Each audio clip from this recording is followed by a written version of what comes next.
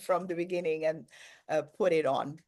Okay, everyone, it's the much awaited day, and it's March 8th, International Women's Day. I don't know why they decided to give us one day out of 365 and keep all the other 364 for men.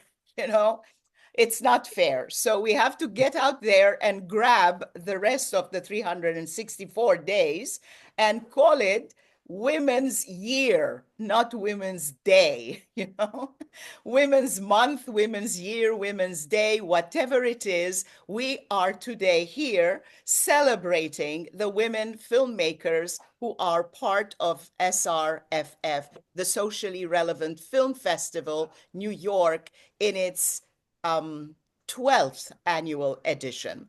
So I'm going to bring on all the women filmmakers. And first of all, I have a couple of thank yous to announce. We have a number of attendees here. I just want to make sure we don't have any filmmakers who came in as attendees. I think we did, yes, and I am bringing them on. Yeah, the rest is attendees. So here we are all complete now. There are many who couldn't make it, either because they're on a plane getting to New York or because they are unavailable because they are filming already their next film.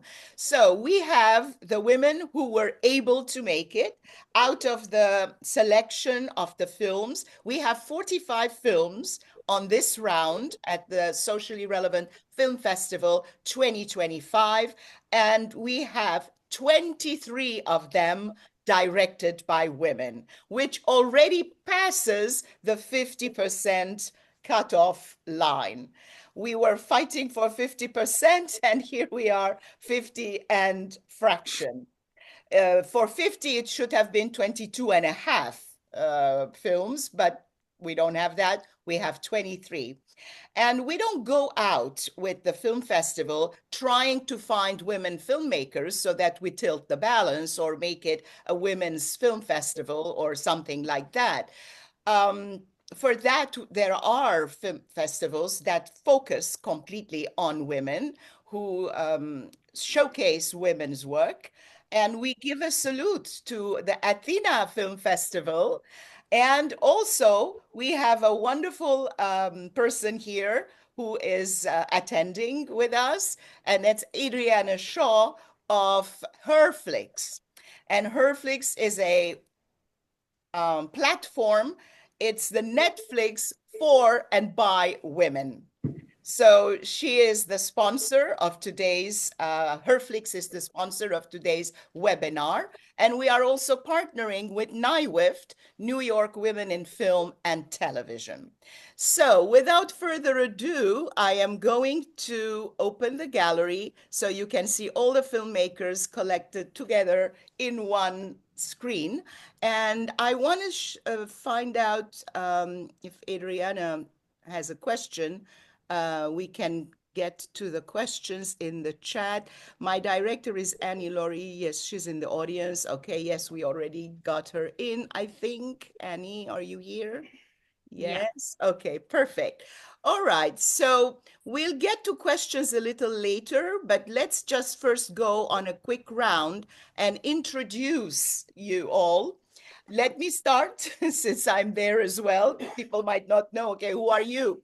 I am Nora Armani, founding artistic director of the Socially Relevant Film Festival as of the last 12 years. Wow. I can't believe it's been 12 years. We've screened 750 films from 40 countries, many of them, at least 50%, directed by women. And I am so happy to be able to say these words today. And if that happened, it's not because of me, it's because of the wonderful people who believed in the vision I had, in the vision that we need an alternative form of treatment, void or as much as possible of violence, violent forms of storytelling, and that focuses on social issues and human interest stories. And I give a huge salute to the team who has been backing and working tirelessly, and also not only to the team, also to all the people who believed in this, the jury, the judges, the sponsors, the partners, everybody who has been there and has contributed to the progress of this festival. This became more than just an introduction. I'm just not talking about the festival, but I'm allowed because I'm the founder. So let's go take a quick look, tour, and everybody tell us which film they are from, who they are, but don't make it as long as I did, because we will come back to you later with more time. Who wants to go first, or shall we just go in a row? Yeah, I'm next to you. I'm not sure if I'm next to you in Yes, everybody's gallery. go Okay. ahead. Hi, I'm Ariane Griep, and I'm from the Netherlands. Sitting here in the Netherlands right now. It's 7 o'clock in the evening, and I made a documentary called "The World According to Carlijn." And Carlijn is an artist, Carlijn Kingma, and I'm sitting in front of a drawing that's one of her drawings that inspired us to make the film and follow her in one of the drawings that she made. So that will be at the festival. I'm very, very, very pleased that we were selected because it's a very socially relevant film. She made a drawing about our financial system, and in the drawing you can see the injustice of the financial system, that if you have money, you easily can loan money, you can get money, you can make more money, but if you're at the bottom, you just in dry land, to say. So anyway, that's long enough for me. Okay, who wants to go next? Do you want me to point at people? Okay, how about Sonia and Adriana, since they are the two? It's quite intriguing while we have two people in one frame. So let's go with that. We are Betty and Veronica for the modern woman. That's how we brand ourselves now. Yeah. So I'm Sonia Shvago, And I'm Adriana Billy. and we're best friends. We co-wrote, co-directed, Co-starred, co-produced the film Virgins by Choice, so it's basically a film made by the sisterhood for the sisterhood. Actually, it's a film for everyone about two best friends who make a pact to abstain from sex for a year and focus on themselves and their healing and their friendship. And then they find out that true love has no timeline. And of course, get into all kinds of trouble. yeah, you see what happens. Along the year. Once you decide to do something, then the universe conspires to challenge you and test you to see how committed you truly are in your promise. Yeah. I'm going to go by my screen so that we don't jump around. How about Tracy? I have you next to the wonderful presenter. Can I just ask a question real quick? Yes. Would it be okay for everyone to mention also when their film is screening? We will do that when we come back. This is just the quick introduction as to where, yeah, we have time. Don't worry. Wonderful. I'm Tracy Kring. I'm the editor of A Culinary Uprising, The Story of Bloodroot. My director, Annie Laurie Madonis, followed two women in their 80s who started a vegan feminist restaurant and bookstore in 1977. And they opened up to her, and she followed them around for 4 years, very cinema verite, and captured the amazing craziness that they are. Okay. Then I have Naomi. Yes, hi everyone. I'm Naomi Garcia Pasmanic, and I directed and produced and edited a short 30-minute documentary called Memories of Salt, or Olas de Recuerdo. It's in Spanish. And in this film, I excavate and interview my elder family members about their anti-fascist struggles in 1930s Spain before Franco's military dictatorship, and kind of use those stories to understand the modern and current rise of right-wing militarism today. Then Lulua. Hi, everyone. So my name is Lulua. I edited, directed, and produced. I like to say it in that order because I'm an editor first, director second. So I did We Never Left, which is about the Lebanese diaspora navigating recent years of crisis through activism and community. And yeah, I'm glad to be here. Great. Ariane? You Oh, you already already did. yeah. Yes. Then we have Niva. Yeah. Hi, sorry, I had to unmute. Hi, everyone. My name is Neva Dorel. I'm a director. I directed a short narrative film called Traveling Mercies. It was produced by Marjorie Lynn Kilpatrick, who sends her regrets that she can't be here today to join us. And it was produced also by her nonprofit Social Cinema Foundation. And the story of the short is it was written by a young lady named Madison Trice, who's also the main actress.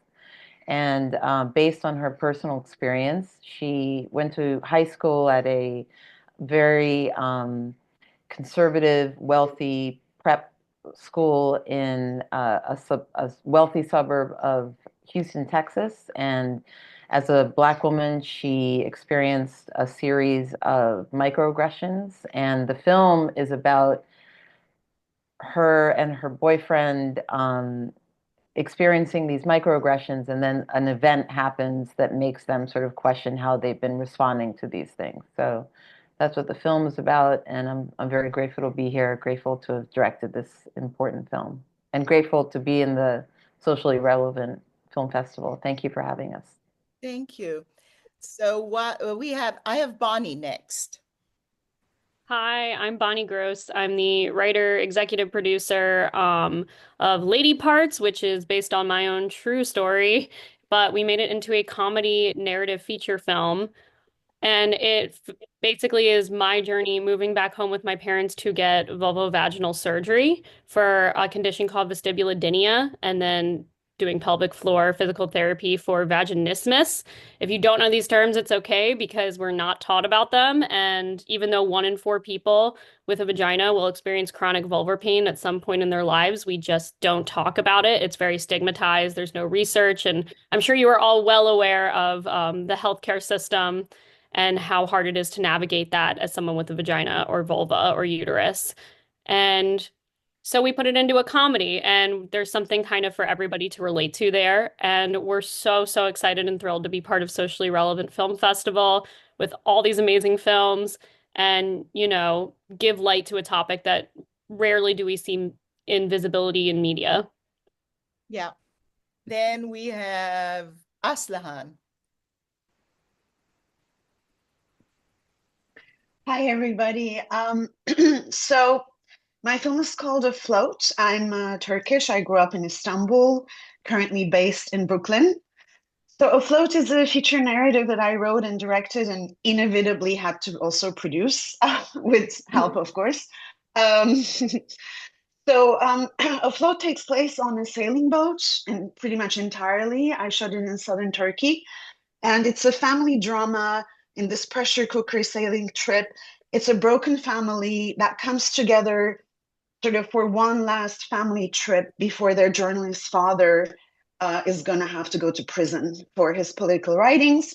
So it's a very personal story in terms of centers on 3 women, mother and 2 sisters. It's very personal in the sense of exploring how Middle Eastern women try to assert their agency and sexuality and identity in an Islamic society. But it also sheds light, of course, on an issue that we have a lot of problems in Turkey, which is the freedom of expression, and which is very important to me, of course, as a filmmaker as well. And I'm very, very grateful and happy to be part of SRFF and look forward to meeting you all. So next I have Annie Leclerc.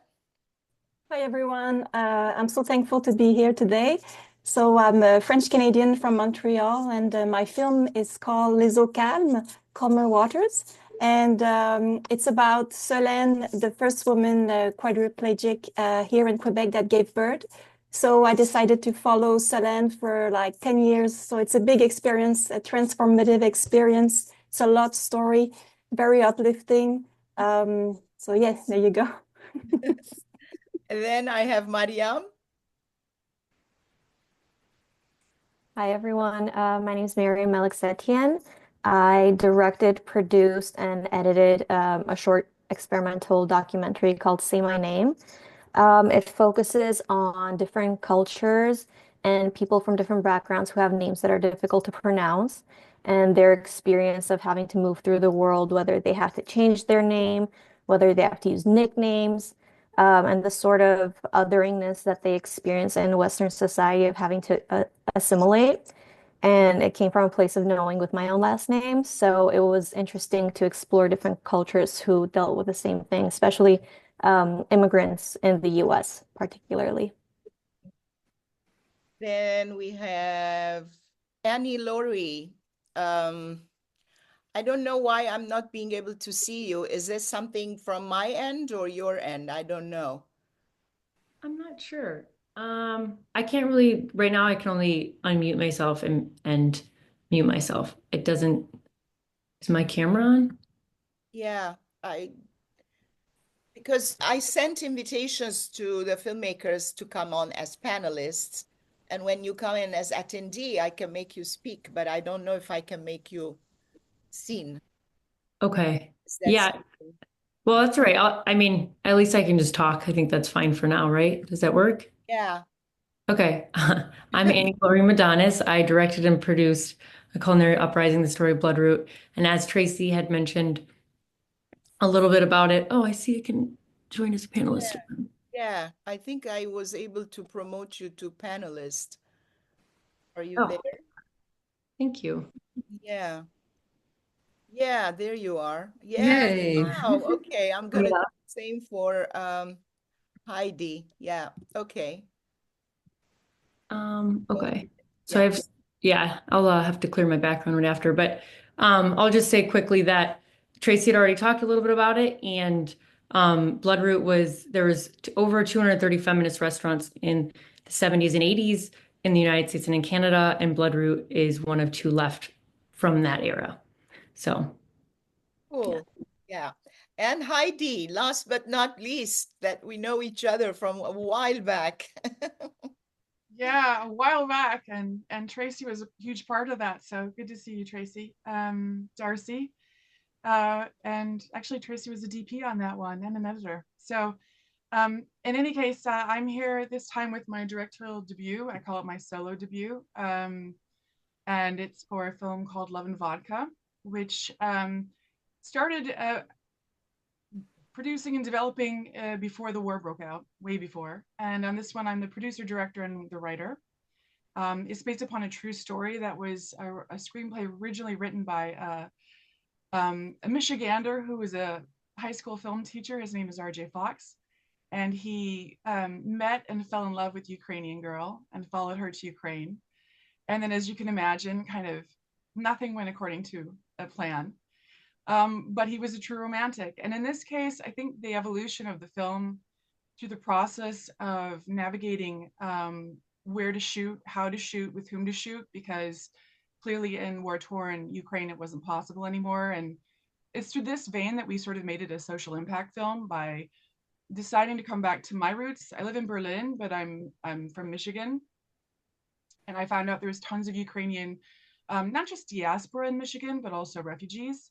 So we ended up doing the casting with Ukrainian refugees, offering them some of their first jobs, which is really exciting because when they first got there, English wasn't as strong, so they could use their own culture and their experience. But above all, I think the women part in all of this is that I love taking a typical rom-com and turning it on its edge a little bit and seeing that the man can be a little bit more emotional and the woman can be strong. So I hope people get a chance to see it. This is so amazing. I'm going to bring on Adriana.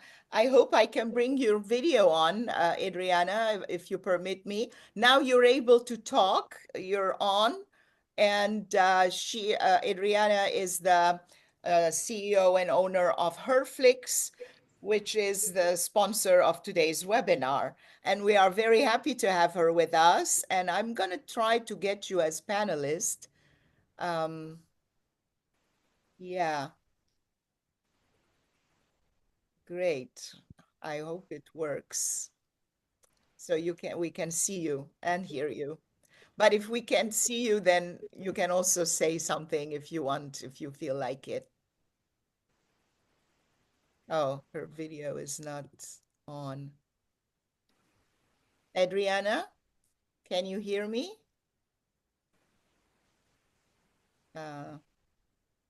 We can't. We can't hear you. It's the problems of technology, which I'm not. Anyway, okay. Well, Adriana, please feel free to talk whenever you feel like it, or whenever your mic or video come on. You've been promoted to panelist, so you should be able to see us. So thank you all very much, first and foremost, because without films, without filmmakers, there is no festival.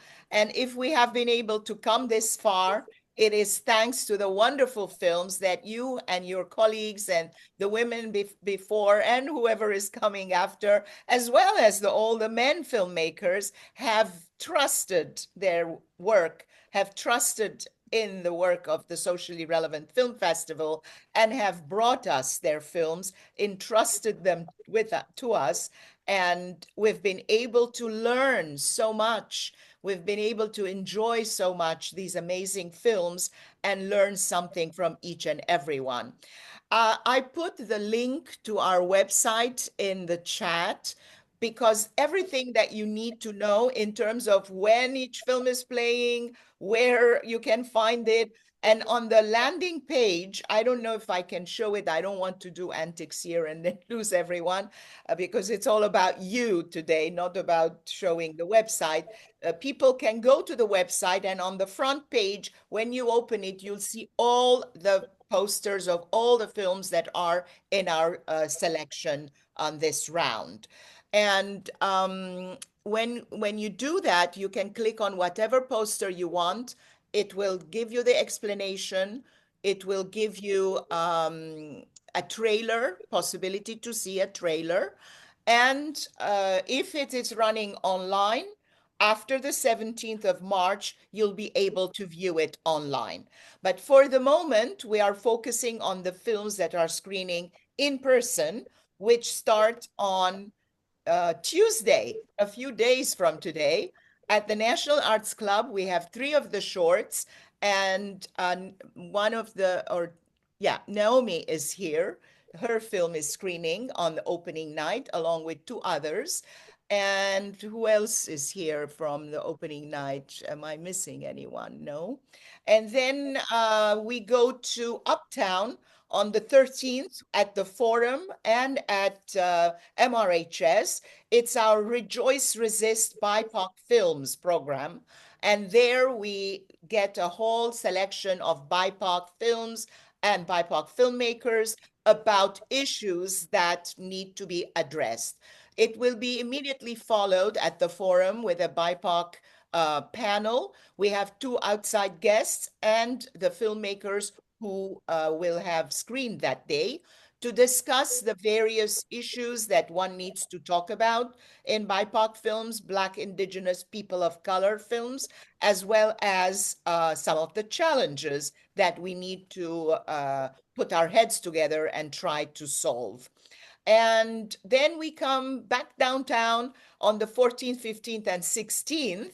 On the 14th, whoever has a film on the 14th, let's talk about that. And then each one can tell us what time it's screening at and so on. So who is on on the 14th, Friday? Yes, yes. We'll start with the shorts because they go at the first session at 1:30. So you want to elaborate a little bit more about your film, Naomi? Sure. Yeah. Thank you so much for having me. And I'm so excited to hear about everyone's films. I've been on SparkFest and like looking up everyone's titles, and I'm just really excited to watch all of your amazing stories and to be included with this like really amazing group of women filmmakers. Very exciting. So Memories of Salt, as I mentioned before, is a documentary. It really traces my family's personal history, and also with a focus on the women in my family, including my great grandmother, who I just grew up kind of knowing that my grandmother had been very traumatized by war and not hadn't really shared many of her stories. Um, but I had heard some stuff about her mother, who apparently was very revolutionary and kind of, didn't follow the rules, stood up to truth to power. And so that was always kind of the root of like this interest and wanting to document and kind of finally draw out some of those stories, including from my grandmother, who finally at the age of 93 like really opened up to me about her childhood and stuff. So screening it in New York feels very exciting because they immigrated from Spain to New York in 1950 or 1944, sorry. And so I still have a lot of family there. I'm in California now in San Francisco, but it feels like a very important place to kind of share this story. A lot of, cousins and family is going to come out to watch it and see their stories represented on the screen. So yeah, I'm just really excited to be there and hopefully share it with you guys as well. It's always very exciting after the screening. We have witnessed that when the filmmaker meets their audience live, because we are losing the fun of the live interaction with filmmakers and audience filmmaker interaction since COVID. Now it's become much, much more dominant for people to be maybe lazy or maybe cautious, or maybe they are in another city. So you can't blame them. And in a way, our having the platform for the streaming after the 17th is an advantage, because for people who cannot come to New York, they will have a chance for a limited period of time to go online and enjoy these films, whereas otherwise they would not have been able to. When in 2020, 4 days before we had to shut down because of COVID. 4 days before the opening of our festival at the Lincoln Center, we had organized a big deal and so on. Suddenly, I get a phone call from the Lincoln Center saying the Lincoln Center is closed. Like it's not even us who can decide or not decide. And we go, oh my God, what are we going to do? So, and then I realized that a lot of people were going online. So we figured, okay, that's what we'll do. But it wasn't like that. You can't pull it out of a hat. You need the platform, and the first year it was so difficult because we didn't know where to screen these films. We had to, it was crazy. We were sending people the link with a password. Can you imagine doing that to all ticket buyers one by one? And then somebody said, my link isn't working. The password is not right. And then I had to solve all these problems. Now I think back on it. And then we met our current platform, which is ParkFest, and they were starting. So at the beginning, from the beginning, we went in with them. Many, many glitches later, we are happy to say that we are very, very happy now. And 2021 as well, we were online only. This time we didn't have to send links with passwords. We already had a platform. Then 22 onwards, we became a hybrid festival. And this is where we are at now. And it's wonderful to be able to stream and screen in person. So Friday, who else is on Friday? I think we jumped to Lulwa. Yes, it's the first and the last of Friday we have.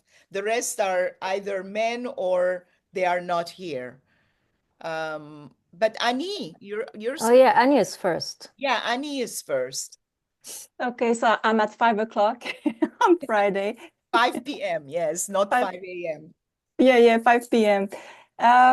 So yeah, my film, I followed this woman, Solène, for 10 years. So it's a very intimate film, very raw, and it's called Les Eaux Calmes, Calmer Waters, because it's her journey through reaching like a serenity, you know. She dived into a pool at 15 years old and lost all her mobility. And we started to film her when she was pregnant of her first daughter. So she was 26 years old, and we finished when the daughter were like 11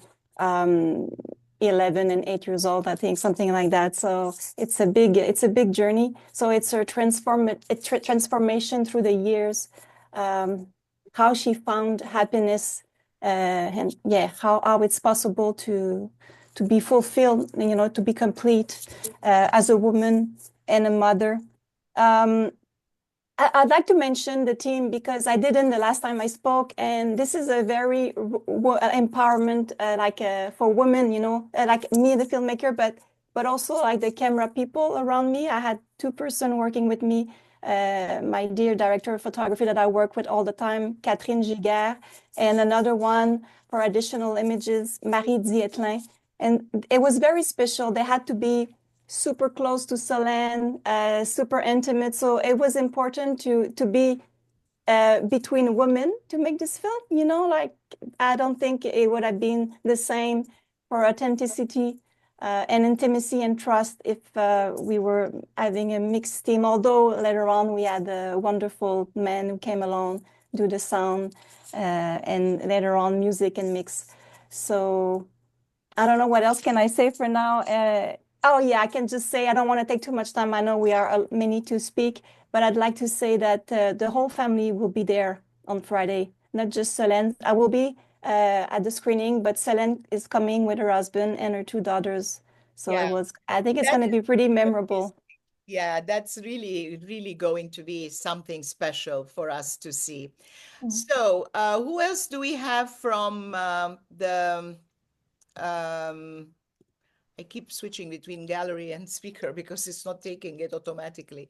Yes, Lulwa, you're the last one screening on Friday. Yes, I might come in my PJ because it's almost close to my bedtime. But yeah, so yeah, my film is at 9:15 on Friday, and also playing the next day because the screening was sold out. Just because it's like the film is like mostly made in New York, so like the protagonists are in New York, and a lot of people involved in the film are in New York. So, and I'm in New York, so so it makes sense. But yeah, so I started filming. We Never Left when the Lebanese Revolution started on October 17, 2019. And I started filming it because there's a lot of Lebanese living abroad more than within the country. And I'm sure Annie knows too, because there's half of Montreal is Lebanese people. But yeah, I just felt like there aren't a lot of films about the diasporas, although I feel like a lot of us left our countries of origin for a better career or a better future, a better life, and a lot of emotions come with that. A lot of guilt sometimes, leaving your family or like your life there behind. So I felt like it was an important moment in Lebanon's history to talk about. And a community was created in New York and in other countries as well of the Lebanese diasporas coming together to fight for our country from afar. And so, but I feel also like it's an international story that I feel like we all go through. So I hope other people see themselves in the film as well. Yeah, that's very interesting because, like you say, a lot of diasporas will identify with the story. Yeah. And yeah, personally, I really, it touched me very much, having been myself a diasporan for the entire duration of my life and changing.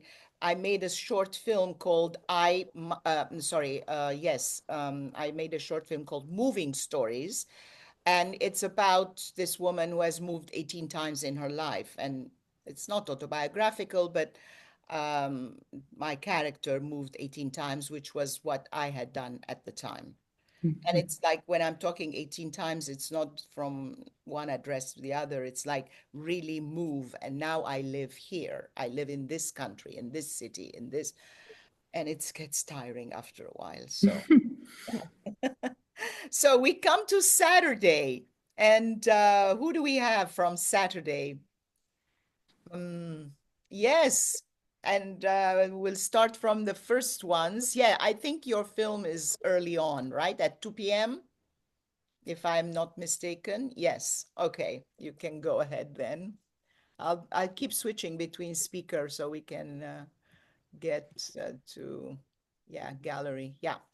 Can you? Yes. So we are on Saturday, March 15th at 2 p.m. So Two, because it's two of us. Thank Two. you for that. That's easy to remember. That's right. It's two of us, 2 p.m. 2 p.m. So yeah, you'll follow the two characters that are two females. So my character Lily, her biggest struggle is she's 40-year-old. She's a 40-year-old virgin, but it's not just that. Of course, she's she actually wanted to be in a relationship, and she was waiting for a long time. She thought that was going to happen, and then the beginning of the film it falls apart, and so she has a major faith crisis. And you're just following this woman who is struggling with her faith, is struggling with believing to find partnership, is struggling to find herself again, because she's been struggling with shame sexually. And obviously she had been waiting for a long time. So that's her journey where the film starts for her. And then Luna, so we're like opposites in the film. So the hair gives it away. But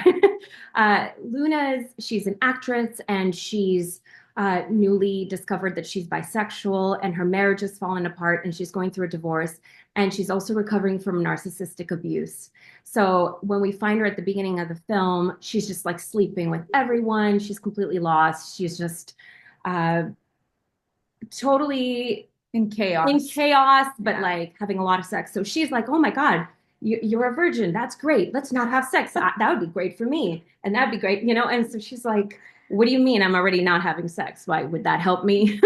But she makes her point by saying that they're both going through all these struggles, so that they make this pact as friends to focus on themselves and their healing. So that's what kind of spurs the whole journey. And Luna needs to focus on actually creating intimacy without sexuality, and learning to be on her own. And yeah, Lily is exploring her sexuality like on her own, and what that's like, and just dealing with that shame. And I tell her she needs to learn to masturbate, and that's the setup. Yes. Again, things we don't talk about as women. So it's perfect, right? There's like no one talks about this stuff. This is the time to talk about it. Where else? Right?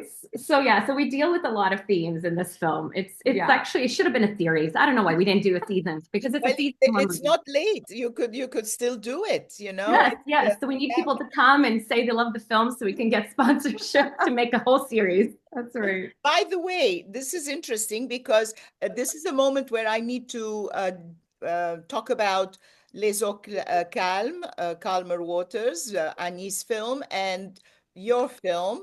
And they are both under the Voices of Canada series, coming to us from our northern neighbor without any, we haven't charged any fees or. Yeah, I know. 25%. Yes, 25%. We appreciate that. We'll give you a discount if you buy a ticket. Yes, absolutely. 25% off. 25% off. Just contact us. We'll give you 25% off on our ticket. Right. No tariffs here.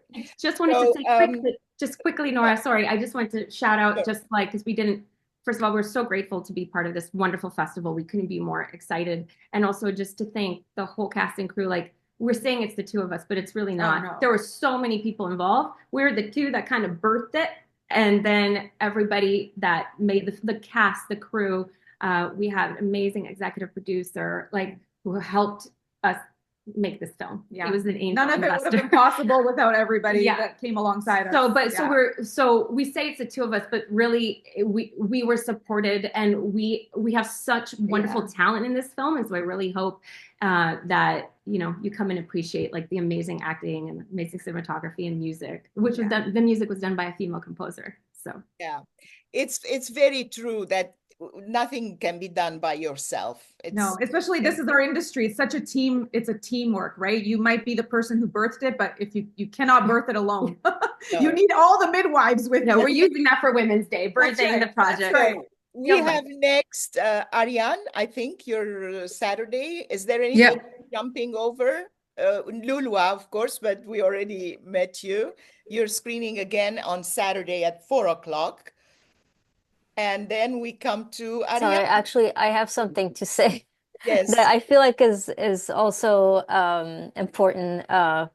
So Sonia and Adriana helped me mention this, but yeah, I also wanted to give a shout out to the women in the team that isn't me. Our associate producer, assistant editor, and co-editor and music composer, who's also my mom.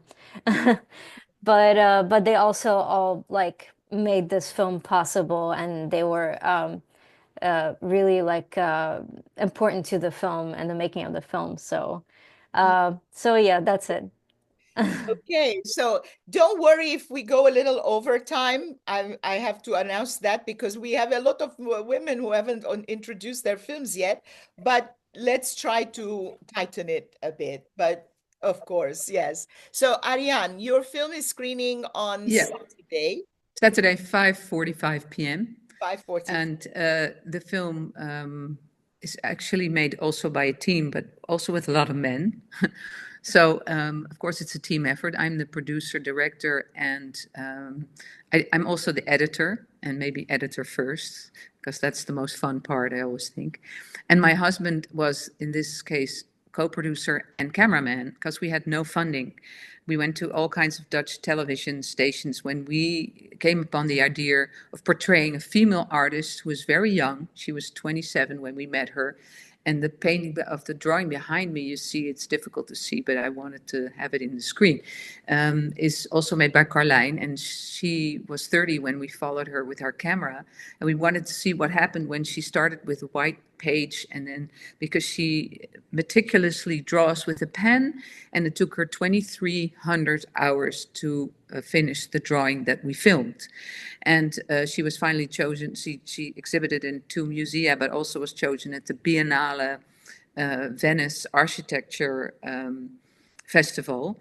So she's quite famous in the Netherlands and also in Europe. And I think with her drawing, she's trying to change the world.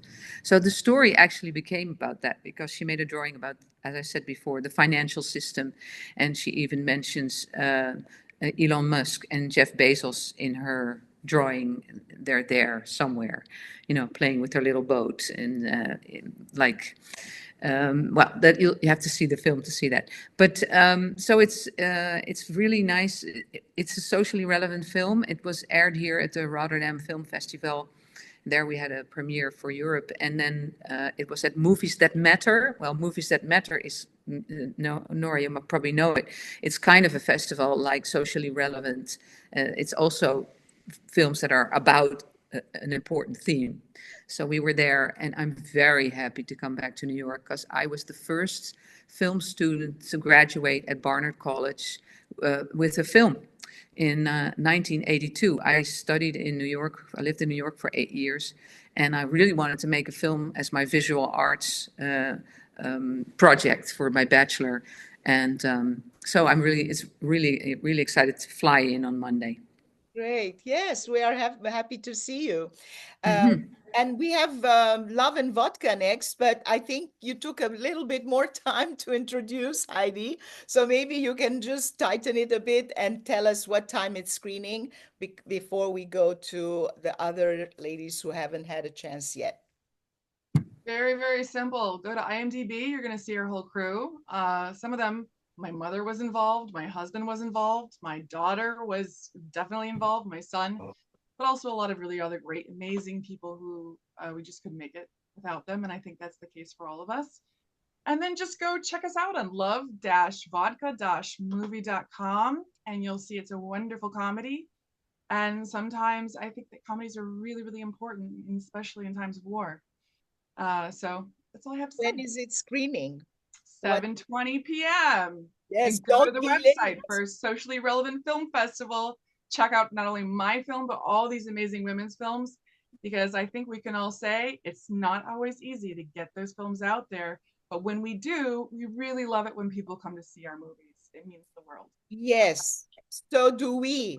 As a film festival, you cannot imagine how much I am happy. That's why we do $5 early bird tickets, and that's why we do $12 trios, and we keep saying buy group tickets and so on, because we cannot stress enough how important it is to have a core audience there.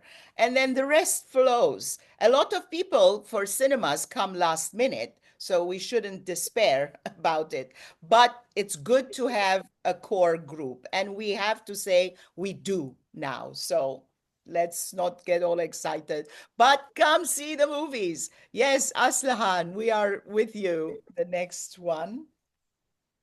Okay, so I mean, I already also introduced the film a little bit, but I'll just say I also shot on a pretty small budget, on a small sailboat in the Mediterranean. So, that gave me some beautiful locations. And the film, like I said, is very much women-centric. At the center are two sisters with a complicated relationship, and even though it's situated within the current sociopolitical backdrop of contemporary Turkey, I think it's also a very personal film, and it's about these women trying to navigate marriage and sexuality and trying to balance professional ambition with responsibilities towards family. So I think that it's a film that will really appeal to young women.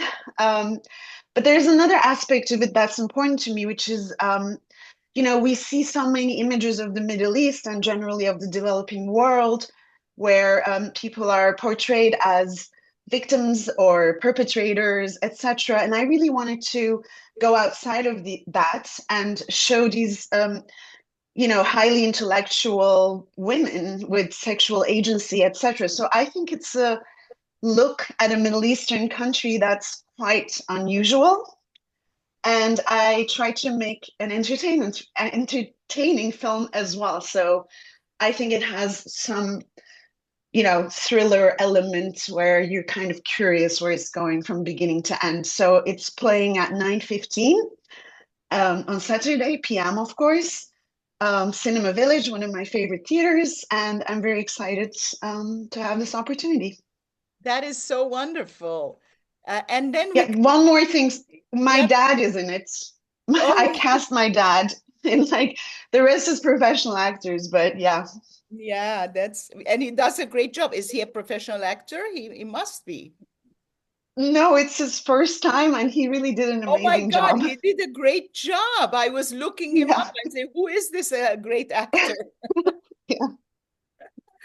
Okay, Sunday. Who do we have on Sunday? Yes, but we have also shorts. Does Nora, ours is on Saturday at 12:20. We passed it. We forgot it. Uh-huh. Oh my God, why didn't you say something? I just was enjoying myself, honestly. Please, yes, please go ahead. Yes, A Culinary Uprising, the story of Bloodroot documentary. We had so many amazing women on our team. Not all women, but a few men. And we're telling the story of Selma, who is 89, and Noel, who's 79, and their life's work to create a safe, inclusive space for women to feed their minds and their bodies. We cover their particular brand of feminism, which is their own, and how the world treated lesbians coming out of the feminist movement in the 70s, and just their dream to make beautiful, diverse, really tasty vegan food. Yeah. And we have Annie Laurie as well from the Yeah. same film. Yeah, I just want to add that. So Selma, who actually passed away a month ago, and following her for 4 years, like meant so much to me. And she was going to turn 90. And so to be with the presence of these women running a restaurant for 48 years is insane. I mean, let alone like that kind of a business. How does that even happen? And her celebration of life is actually tomorrow. So we're projecting between 300 and 1,000 people that are coming from all over the world to come to this. Yeah. And so it really also, one thing I just want to add is that they represent a lot of different cultures. So some of the food are from Ethiopia and Jamaica. The women who work there are from all different countries. They don't believe in having waitresses. And so it really has this experience when you're in there of motherly and love, totally women-centric, with paintings on the wall from women and pictures on the wall of women. And it's a warm and cozy experience. Yeah, thank you. We have three more films to go, two for Sunday, Mariam and Bonnie's film, but I haven't forgotten you, Niva. Niva's film, Traveling Mercies, is screening 2 times. Again, same situation, sold out. Wow. I love the words sold out, two words, my favorite words during the festival.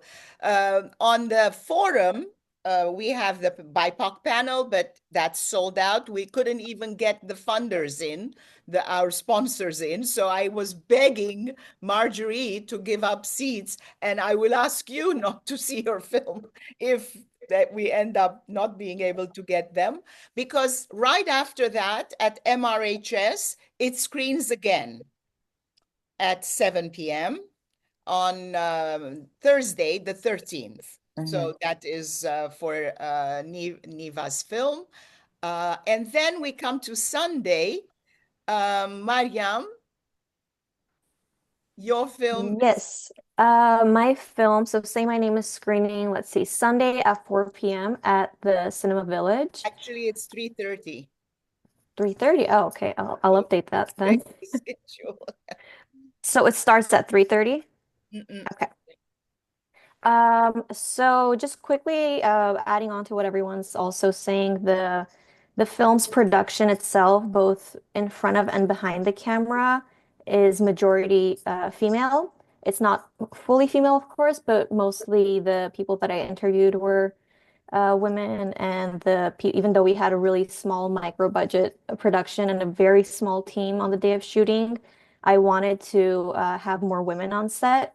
And we also have different cultures. You know, I'm from LA, and the people that I interviewed are from here, so it's a great melting pot. I had access to a lot of great people from different ethnic backgrounds. And it was yeah, mostly women behind and in front of the camera, but also the themes in the film.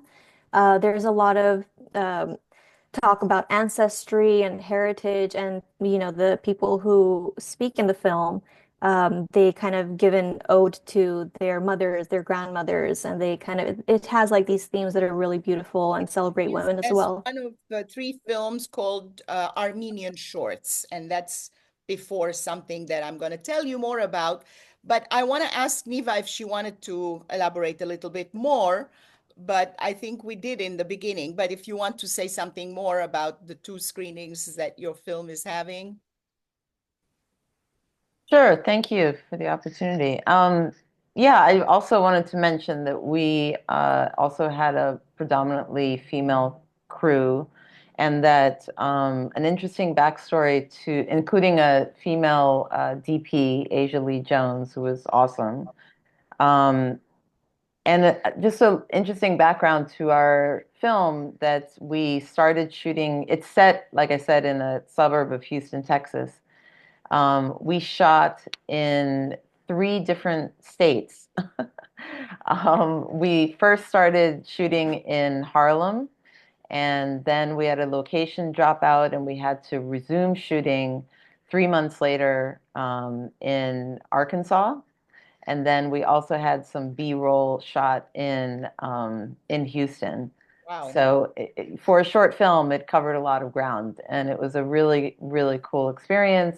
Challenging, but also really rewarding, and we had some amazing people working with us. So That's so I hope cool. people can check it out. Yeah, I'm going to jump in after and then I will let you finish, Bonnie. So don't worry about it. We'll have time.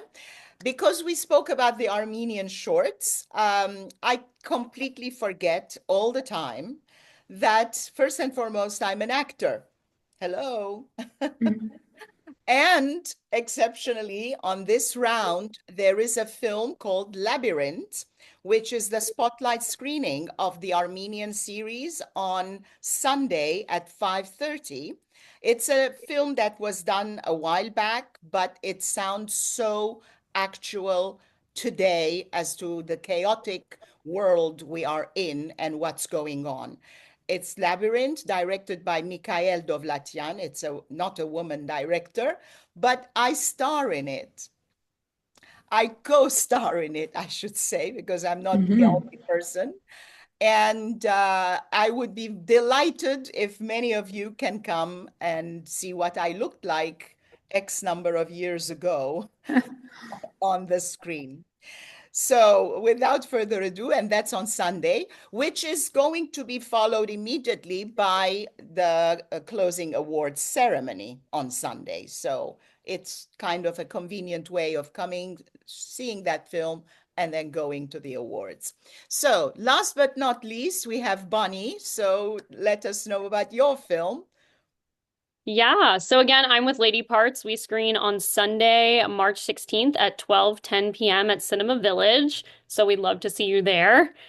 Like I said, this was based on my own true story. I wrote it, self-produced it, and self-financed it. It was my entire life savings, and everybody that came to work on this was just really passionate and kind of gave it everything. While we were filming, I was also working full-time, my New York job, while being on set full-time. We are as micro budget as it comes.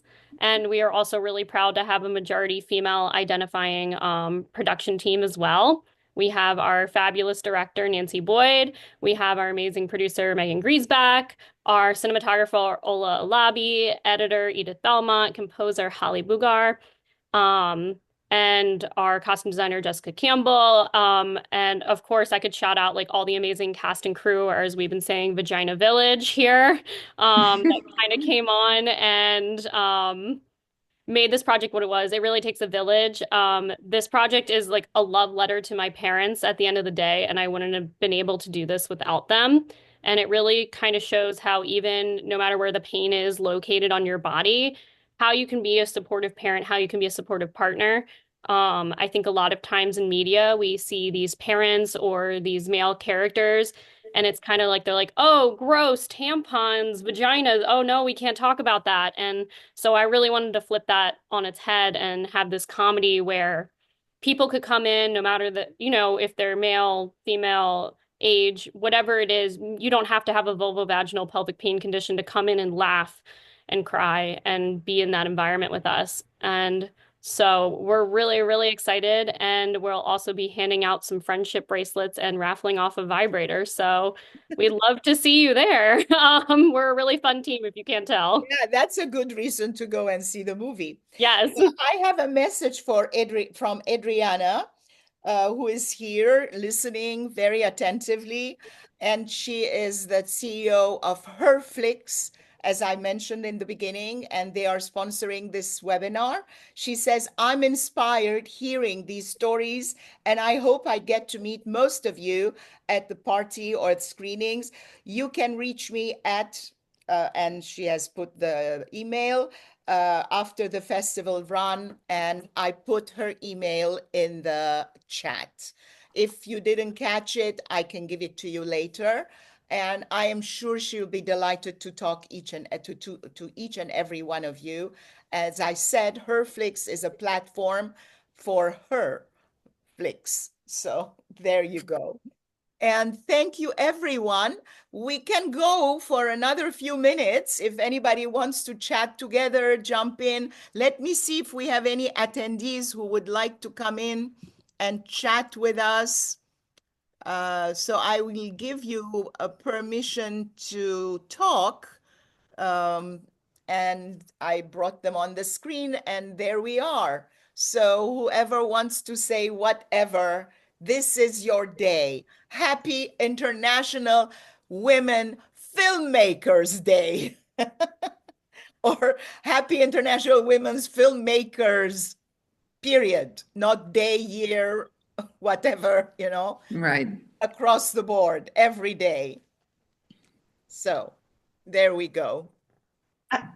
I actually would like to say something, Nora, if there's time. Yes, of course. Go ahead. Oh, okay. No, I just wanted to say, I think it's really significant that today's International Women's Day. And this morning I was looking at the New York Times, and there was an article about all the words that are being deleted and scrubbed from US government sites. And they include female, females, feminism, gender, gender diversity, equality. These words are all being scrubbed, along with, of course, many other words relating to gender and race and diversity. So I just want to say, in that light, it's such an honor to be part of this group who are, fighting to bring those diverse perspectives, and, hopefully we will get over this period. Yeah. Together. The only way is by supporting each other, believing in each other, helping each other, and telling each other stories. And that's what the festival tries to do as much as possible in its limited means. And I am sure there are way many women filmmakers out there. Just in our own program, there are so many more women filmmakers who couldn't make it today. And there are producers, editors, and writers who worked behind the camera, behind the screen, behind everywhere. And please, all my salute, all my respect, and all my love to all of the women filmmakers and all the women in the world, because we are struggling and we are fighting a difficult battle. And we think we gain some ground, and then suddenly the carpet is pulled away from under our feet. So it's important to support each other, because that's the only way. Nora, I just wanted to salute you, because I think it's one thing to be an actress, but to take so much time in creating a platform for all of us and our voices, it can't be easy. It must be a lot of work. And even with the team behind you, it's just, I can't even imagine doing all that, plus juggling everything else you're doing. So just from all of us, thank you so much for what you do and giving us this chance to have a voice. Thank you. Thank you for your appreciation. It comes at the price of sacrifices, I must say. I don't want to be Jesus Christ on the cross and say how much I have sacrificed, but it helps that I am childless and I don't have children. I don't have a family to feed every day. And I have a wonderful, wonderful husband who appreciates that. So it's important to also give a shout out to the men in our lives, because we keep talking about the women, yes, but sometimes we are able to do what we are doing because of some person who's right next to you, who understands and supports what you do. And it's a huge shout out. Yeah, I was gonna say, I know with our film, we're huge on that. And, even my father has been like a huge support and always backed this. And we have people come up to him after festivals and say, I can't believe you were so supportive. And it's always so mind-boggling to me that people would come up and say that. But we're all in this fight together. So thank you, everyone. I know how hard it is to make. It's a miracle that a film's made. So congrats to everyone. Totally. Yeah. From the idea, from the script, from the funding, it's like there's so many rocks to stumble upon and fall on flat on your face, and it will never get done. And here we are. We had a book pakken. Yeah. Yeah, who wanted to say something? I can allow it for another 2 minutes if we can.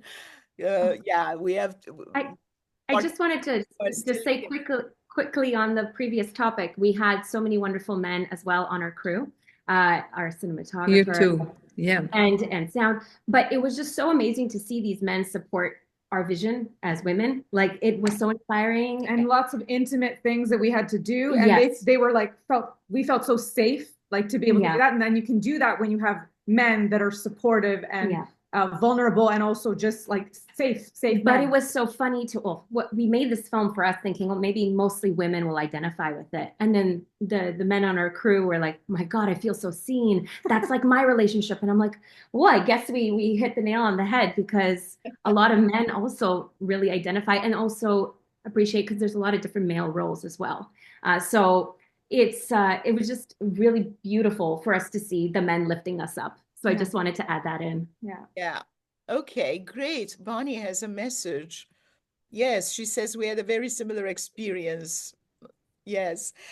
Okay, so if nobody wants to jump in for another message, yes, Lulua, you wanted to say something. Yes. Yeah, I just wanted to say, maybe it goes without saying, but it's worth mentioning also, like to not forget also about like all the women in countries at war right now who are definitely struggling so much more than all of us included, and just to keep them in mind and keep them in your prayers and hopes for a better future.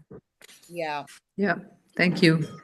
It's very, very important to keep the struggle going, to make our voices heard, to create the platforms as much as possible, and to write female protagonists of a certain age, I must say, oriented films.